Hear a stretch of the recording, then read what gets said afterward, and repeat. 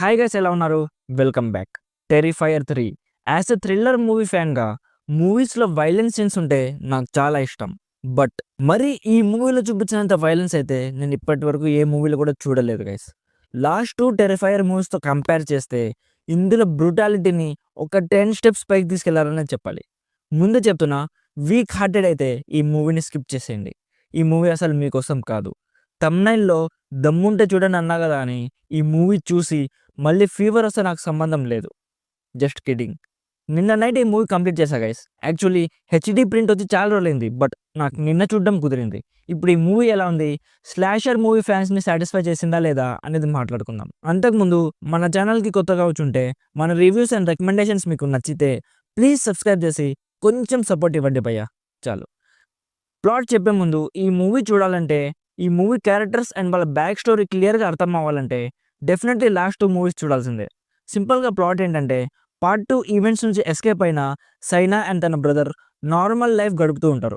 But Christmas టైంకి art the clone తిరిగొస్తాడు. ఇప్పుడు Saina and తన బ్రదర్ ఆ సైకో నుంచి ఎలా ఎస్కేప్ అయ్యారు? అసలు ఎస్కేప్ అవ్వగలిగారా లేదా? అనేది బేసిక్‌గా ఈ మూవీ ప్లాట్. ఇప్పుడు నాకెలా అనిపించిందంటే, నాకైతే జస్ట్ ఓకే అనిపించింది గైస్. ఐ నో ఇది స్లాషర్ మూవీ. అన్ని స్లాషర్ మూవీ లాగే ఇందులో కూడా సేమ్ స్టోరీ ఉంటదని నాకు తెలుసు. వైలెన్స్‌ని నెక్స్ట్ లెవెల్‌కి తీసుకెళ్లారు తప్ప అంతకన్నా ఇంకేం లేదనిపించింది గైస్.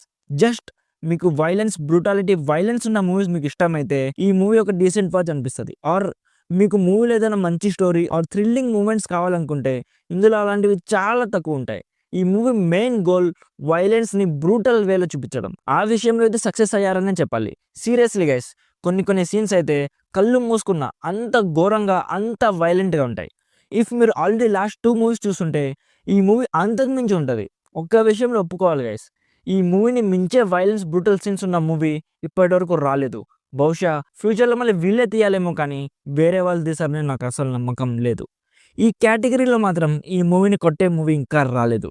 సో ఓవరాల్‌గా జస్ట్ వైలెన్స్ ఒకటి మీకు బాగా ఇష్టమైతే ఈ మూవీ ఒక ఫన్ ఎక్స్‌పీరియన్స్ ఇస్తుంది. బట్ ఫ్యామిలీతో అయితే అస్సలు చూడడానికి ట్రై చేయకండి. సింగిల్‌గా మాత్రమే చూడండి. అండ్ తెలుగు వెర్షన్‌లో కూడా లేదు. అయినా కూడా ఈజీగా అర్థమైపోతుంది. మూవీలో మాటలు చాలా తక్కువ ఉంటాయి. రన్ టైమ్ కూడా 2 అవర్స్ 10 మినిట్స్ ఉంటది. సో ఓవరాల్‌గా స్లాషర్ మూవీ ఫ్యాన్స్ అయితే ఈ మూవీని అస్సలు మిస్ అవ్వకండి. నా సైడ్ నుంచి recommended 70%. Just for the violence, nothing more than that. Present అయితే ఇండియాలో స్ట్రీమ్ అవ్వట్లేదు. కొన్ని ఫ్రీ వెబ్‌సైట్స్‌లో హెచ్‌డీ ప్రింట్ వచ్చేసింది. ఎక్కడ చూడాలో తెలియకపోతే ఇది మన ఇన్‌స్టాగ్రామ్ అకౌంట్, ఇక్కడ మెసేజ్ చేయండి, నేను చెప్తాను. సో ఇది గైస్ 'టెర్రిఫైయర్ 3' మూవీ గురించి. ఆల్రెడీ ఈ మూవీ మీరు చూస్తుంటే మీకెలా అనిపించిందో కామెంట్ చేయండి. వీడియో నచ్చితే లైక్ చేసి మన ఛానల్‌ని సబ్స్క్రైబ్ చేసుకోండి. Thank you so much for watching. Meet you in the next video. By by. జై హింద్.